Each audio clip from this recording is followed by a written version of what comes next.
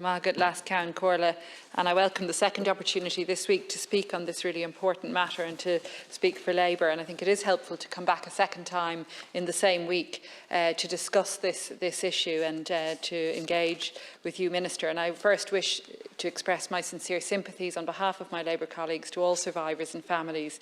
And indeed, like all Oireachtas members, we've all received a great deal of communication, of engagement, and have met with many survivors and affected persons. And I just want to thank all who have been so generous as to get in touch with us to express their personal experiences and to pay tribute again to them, and indeed to all those who've shown such courage on programmes like the Who Am I programme aired on RTE earlier this year.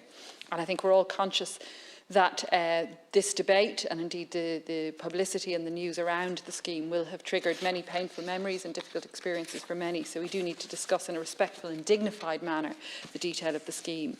I think we're also conscious that the publication of the report did generate a national conversation on the practices of illegal and forced adoption, of coerced labour, of institutionalisation of vulnerable populations of women and children. And in my new role as Chair of the Special Committee on Gender Equality, I'm conscious that we'll be addressing the 45 recommendations of the Citizens' Assembly, many of which do indeed address the legacy, that legacy of shameful treatment of women and children through so many decades of our history. And I think we're very conscious, debating the mother and baby homes, that women and children were incarcerated in those homes until as recently as 1998, and that many thousands passed through these institutions in the last century. And right up until the end of the last century.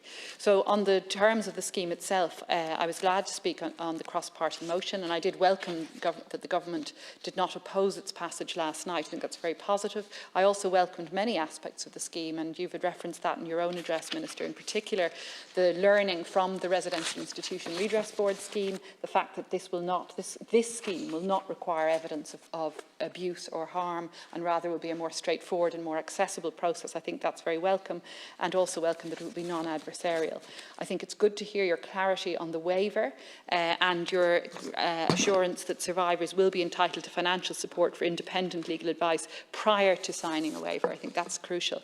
And I think it's also crucial that there will be no gagging clause, and that was something that really was painful for survivors of the residential institution, before the Residential Institution Redress Board.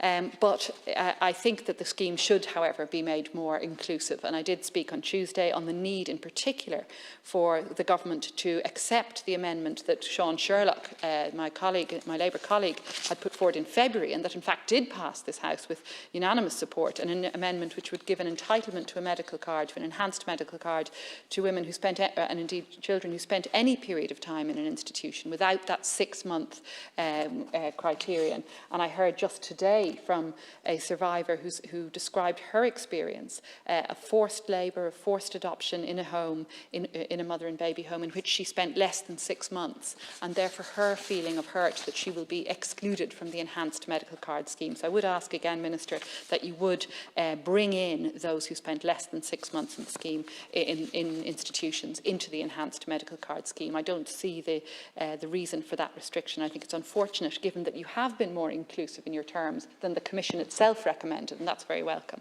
and that the 6-month restriction will not apply for redress to mothers, albeit that it will for children. And again, that seems an unnecessary restriction, given that so many babies would have spent less than 6 months in the home and yet would still be dealing with the lifelong trauma as a result of their time incarcerated in homes, and indeed the fact that they were then adopted out or fostered out.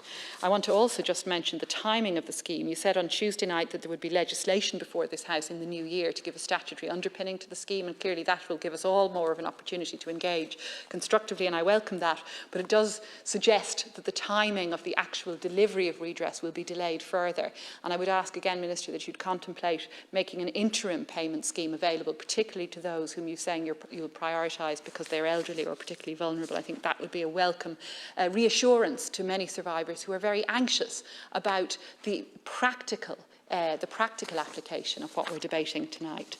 I also, in terms of who will pay, I addressed this on Tuesday night, and I think others have done too, and I think all of us are very conscious that religious orders and church authorities were highly culpable in the running of these institutions, that they also, through their religious religious instruction, through their dogma, through the dominance they continue to have in our schooling system, that they also set the context within which so many women were effectively coerced into these homes, or certainly were institutionalised in the homes.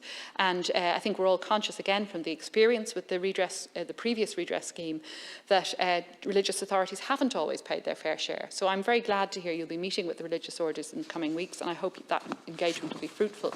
We see ongoing issues here, however, with what I've described as the developer's wife syndrome, where religious orders have all too often transferred their assets into the ownership of lay-run trusts. The lay-run trusts have no liability to the state in terms of unpaid redress. The religious orders, which retain that legal liability, as you're well aware, Minister, have no assets then, and that's a real issue that may well have to be addressed in the context of this scheme too. And I'm conscious that on Tuesday we also heard from Senior Counsel Stephen Dodds giving us a very detailed legal opinion as to why the state should be compulsorily purchasing the National Maternity Hospital site rather than enabling religious orders to retain it in their ongoing ownership. So I think these are very much current issues around religious orders and land ownership, and indeed asset transfer. So I think we'd have to be mindful of that. And finally, Minister, just to address the practice of forced or illegal adoption, which I'm conscious the system of adoption broadly was not within the remit of the Commission. It was outside their terms of reference. But we in Labour have called for an overview, for a comprehensive review of the entire system of secret adoption and family separation, of falsified birth certificates, of the practices that went on, which are alluded to and referenced particularly in the confidential committee section of the report, where women spoke of having babies snatched from their arms before final adoption papers were completed. So I think we need to hear more on that, and that's a longer term project.